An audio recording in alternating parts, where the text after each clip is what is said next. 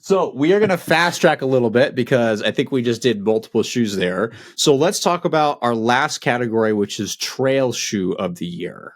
So do you two mind if I go first on Go this for it. one?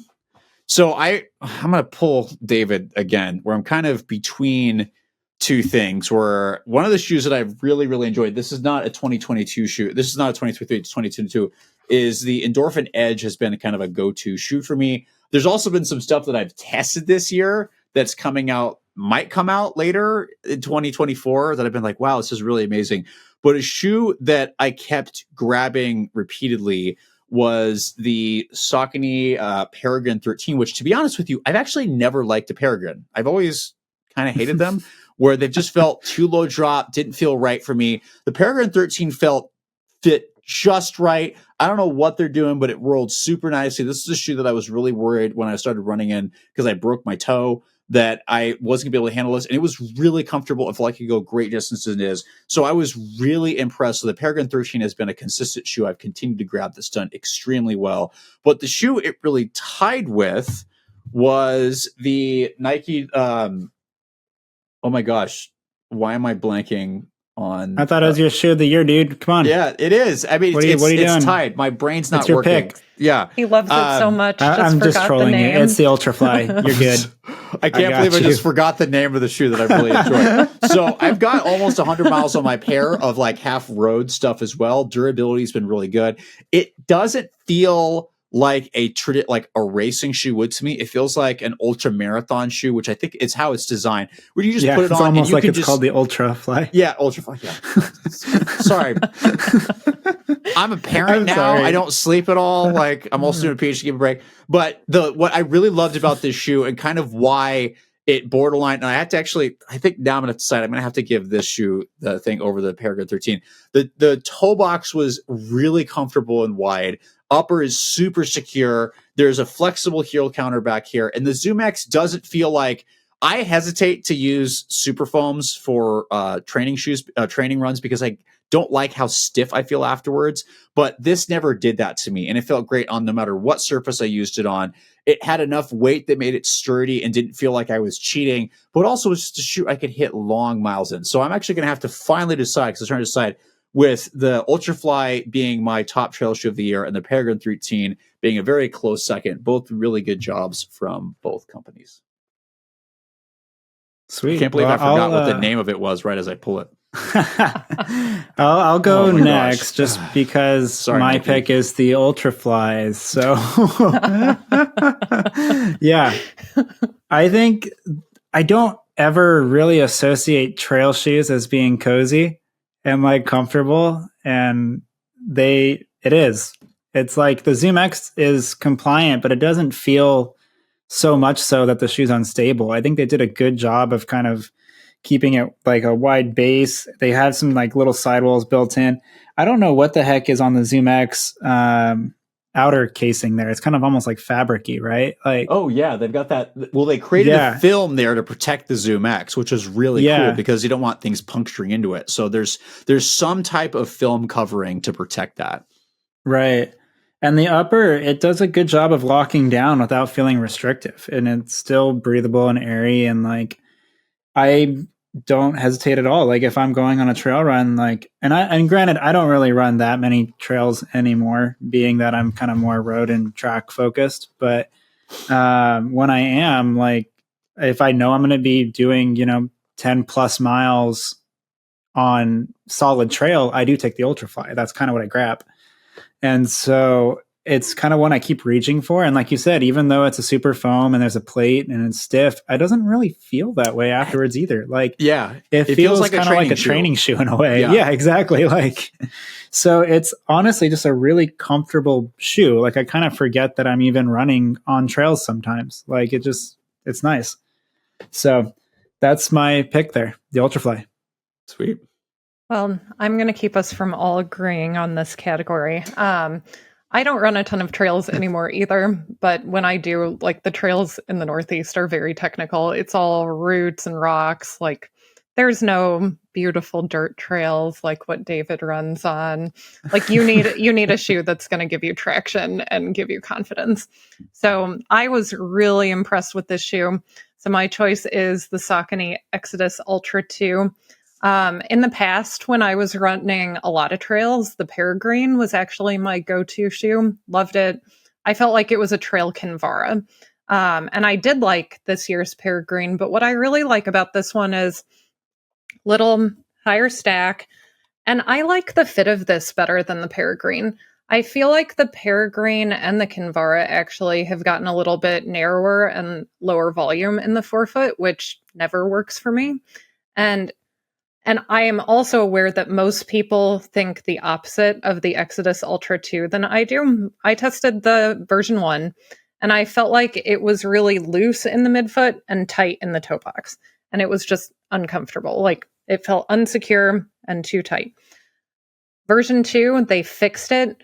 Really secure in the midfoot. It's got this like great midfoot wrap. The tongue, it feels almost kind of like neoprene, the way it like hugs your foot. It's not neoprene, but whatever material they used, it really secures your foot, which of course is super important for a trail shoe. And it also feels like they gave the forefoot a little more volume, and it's so comfortable. If I'm going to run trails, this is the shoe. The midsole is PBA. It's the Power Run PB. It doesn't feel like a super foam. You know, it doesn't feel like the Endorphin Edge by any means, which that's another shoe that I really love running trails in. It's cushioned, it's responsive, it protects you from the ground, but you still feel the ground because, of course, you need to feel what you're landing on so you don't sprain your ankle like I have many times. So they just really knocked it out of the park with this one in terms of fit, ride, cushioning. So, yep, if I'm running trails, this is the shoe I run in. That's awesome. So, for those listening, those are our top picks of 2023. Wait, what about runner-ups? Oh, you still want to do runner-ups? I thought we were going too long. We're like an hour and 20. All right, fine. We're in it for the long run now, so we're going back to marathon distance. Why change now? We've been doing this the entire episode. All right, fine. What's your run? I already said my runner-up. Give the people what they want, Klein. Fine. Come on. What's your runner-up? Yeah, we're going to have like a 2-hour episode. It's a best of episode. We're fine. All right. It'll be fine. Yeah. You know, I gotta call this person out. I want to make fun of him. Jeff Burns, who we had on, and this story gets told. I think that episode was like 2.5, 3 hours long. That was a long one. That was a long episode. And I was so worried, like, are people going to listen to this? It's actually one of our top listened to episodes. So maybe I shouldn't worry about us going too long because we got interesting content or interesting people, then people like it. So fine. What are your runner-up trail shoes of 2023? Yeah, I'll keep it quick. Don't worry. I'm actually really happy Andrea brought up the Exodus Ultra as her pick because that one would have just missed my runner-up. So that's my number 3 for the year. I really like the Exodus Ultra. It's got good traction. And then granted, this is the first version with Run Shield. But if I'm running technical terrain and I know I'm going to get wet, like when I went to Hawaii, that's what I took. So if I know I'm running through technical stuff, like the Exodus Ultra is my pick there. But the Stinson, I don't know, a little bit of Stinson love. It's all terrain. That's going to be the runner up kind of by default. It's like Ultrafly is like trail specific. Stinson is like, well, and this was another one that almost made my daily training list too. Like it's kind of like just barely missing, like winning. Oh, I won the stability category. So for me, but yeah, a lot of love for the Stinson, but a lot of love for the Exodus Ultra too. So that also just missed as well. Got it. I feel like we need a special section where like shoes that David takes into places they're not supposed to, or like categories they're not supposed to be part of. Best of for David. Just kidding. I'm sorry. Yeah, was it Endorphin Speed 1 down technical mountain trails? Yeah. David, that was not smart. Best. Actually, this is not a joke. We should do David's best road shoes for trail. I feel like that would be a great write-up that we should do. I feel like Nike Structure. The new Nike Structure is so good. Yes, actually, for like trail for uppers, that purpose, yeah. I'm serious. I think we should do that write-up. I think that people would like that. All right, Andrew, do you have a runner-up? I would say for 2023, the Peregrine, what is it? The 13 was this year's version. That's my runner-up. It's, even though I said the toe box is narrow, it wasn't uncomfortable for me. And like if I was doing like a trail 5K, I would use, well, if I was doing a trail race, I would use the Endorphin Edge. But if I was doing a trail race in a 2023 shoe, then it would be the Peregrine. It's light, you're low to the ground, you can feel the ground, it's got a little bit of flex. It has really good grip, like it performs really well in mud. I tested the ST version of that shoe as well, which just has great. deeper lugs. Yeah. But I mean, there are so few situations where you actually would need the ST version because the regular Peregrine, you can run through a mud puddle and like not slip in it. So I have done that. Yeah, me too, many times. My Peregrines look like I've done that now.